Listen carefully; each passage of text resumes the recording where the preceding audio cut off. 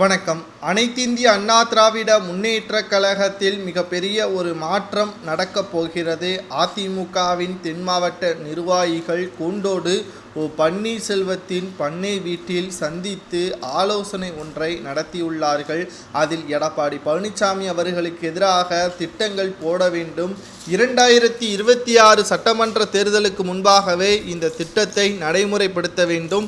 எடப்பாடி பழனிசாமியின் கடைசி அத்தியாயம் 2026க்கு முன்பாக இருக்க வேண்டும் என்று தென் மாவட்ட நிர்வாகிகள் தெரிவித்திருக்கிறார்கள்.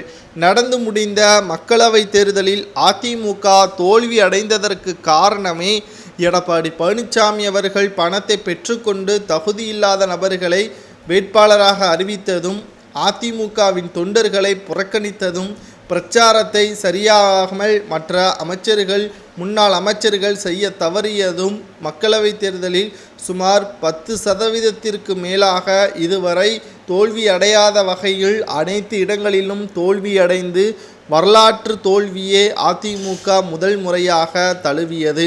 அது மட்டுமல்ல, எடப்பாடியை நம்பினால் இனிமேல் நடுத்தெருவில்தான் நிற்க வேண்டும் என்பதற்கேற்ப தொடர் தோல்விகள். இனியும் எடப்பாடியை நாங்கள் நம்ப தயாராக இல்லை என்று கூறி பன்னீர்செல்வத்தின் பண்ணை வீட்டில் சந்தித்துள்ளார்கள்.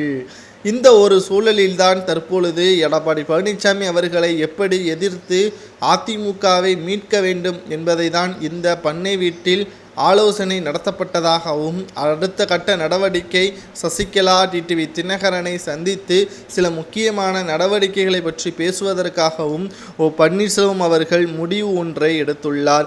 எங்களுக்கு தேவை அதிமுகவை மீட்டெடுக்க வேண்டும். அதிமுகவின் தொண்டர்கள் ஒற்றுமையாக ஒரே குடையின் கீழ் செயல்பட வேண்டும். 2-3 அணியாக இல்லாமல் அதிமுக என்ற ஒரே அணியாக இருக்க வேண்டும் என்பதற்கேற்பதான் தற்பொழுது எடப்பாடி பழனிசாமி அவர்களை எதிர்த்து முதல் முறையாக பன்னீர்செல்வம் அவர்களது ஆதரவை பெறுவதற்கு எம்எல்ஏக்கள் அனைவரும் பன்னீர்செல்வம் அவர்களிடம் உதவியை கேட்டுள்ளனர். நிச்சயமாக அதிமுக வெற்றி அடைந்து தீரும். ஒரே குடையின் கீழ், ஒரே தலைமையின் கீழ் அனைவரும் ஒன்றிணைந்து செயல்பட்டால் திமுக என்ன பிற கட்சிகள் கூட்டணி வைத்தாலும் அதிமுகவை யாராலும் தோற்கடிக்க முடியாது.